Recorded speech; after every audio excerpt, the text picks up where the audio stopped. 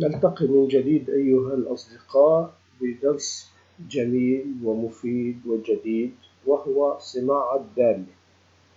صناعة دالة هذه الدالة اسمها MDR، تأخذ متغير أول الذي هو مجال معين نحن حددناه B6، والمجال الثاني تأخذه هو مجموعة خلايا.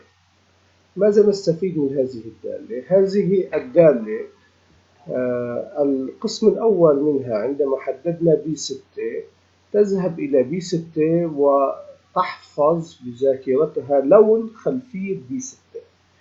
فإذا نحن مختارين اللون الأصفر الغامق.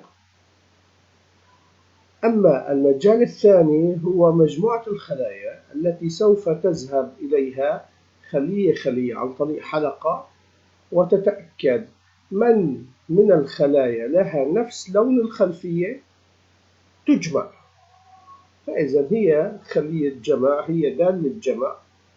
هذه الدالة لنفترض الآن نحن سوف نقوم بتحديث للدالة. رأينا 100 و300 صارت 4. عملية تحديث وريفريش للخلية تعطي النتيجة الجديدة. ما تم كتابته في MDR. نذهب إلى البرمجة ونقول تم تسجيل function MDR، وتم وضع المتغير الأول الذي هو لون الخلية التي نحن اخترناها التي هي B6، وثم مجال الخلايا التي نحن سجلناها. بهذه الحالة المتغير الأول والمتغير الثاني، المتغير الأول يأخذ مجال خلية، والمتغير الثاني يأخذ رقم.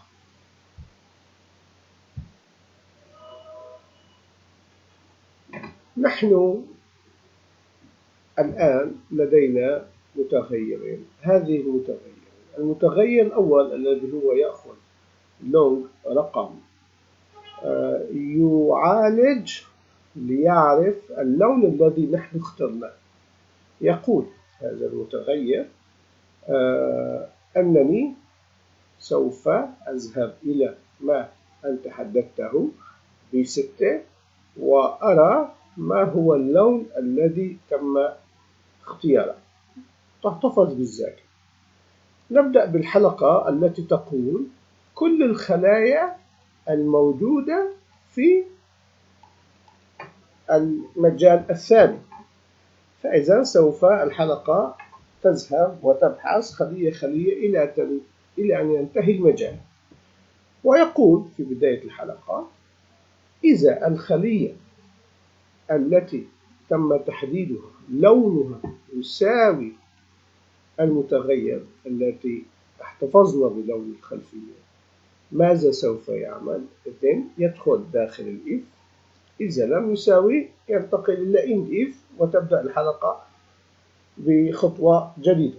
أما إذا كان اللون الخلفية يساوي الذاكرة التي نحن احتفظنا بها، MDR التي هي الفانكشن الجديد يحتفظ MDR القديم. هنا نحن إياها 0 زائد قيمة الخلية التي نحن اليوم واقفون فوقها. فإذا في هذه الحالة إذا احتفظ بالمئة، بالخطوة الثانية 100 زائد 300 تطلع 4. فإذا MDR يحتفظ بالرقم الجديد، والرقم القديم يجمع القديم مع الجديد ونحصل على MDR جديد. هذه هي الحلقة بنكست سيل. نبدأ بالحلقة إلى أن ينتهي مجال الأرقام التي نحن سجلناه في المجال السابق.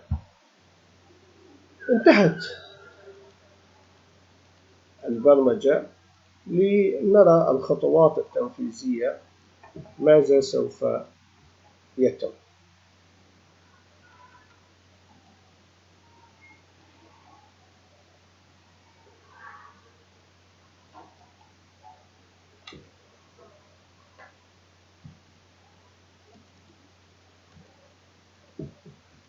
لنرى عندما نطلب التنفيذ. الآن نلاحظ أن ال MDR أخذ القيمة 0. نطلب الخطوة، نلاحظ أن المتغير الثاني الذي أخذ اللون أصبح له رقم، هذا الرقم متوافق مع اللون الذي اخترناه، وبدأت الحلقة تقول أن الخلية التي نقف عليها تتوافق، واحتفظت MDR برقم 100. عندما نجدد الحلقة برقم جديد بخلية جديدة نلاحظ أنها وقفت هنا. 100 القديمة أضيفت مع 300 أصبحت الناتج 400. خطوة جميلة، برمجة جدا رائعة غير موجودة في الإكسل، هي تجمع الأرقام الملونة. شكرا لمتابعتكم. معكم مبرمج جوزيف قصر الصوم. نلتقي غدا إن شاء الله بفكرة برمجية جديدة.